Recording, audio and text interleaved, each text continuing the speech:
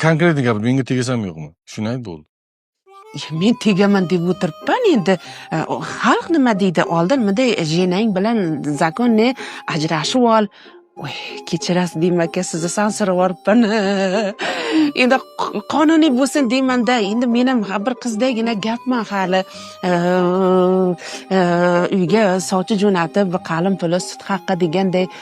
Men u bilan umuman qonuniy zakisim yo'q. Yo'qmi? Keyin ikkinchi masalani qo'y, uy mening nomimda emas. Kimnikida? Ona mamamning nomida. Mamang necha yosh? 68.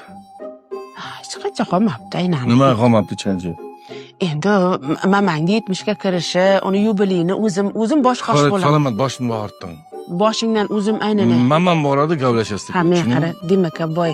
Nima deysan? Men endi mana jenangga o'xshab yetaklashib kelib kirib ketavermayman uyingga.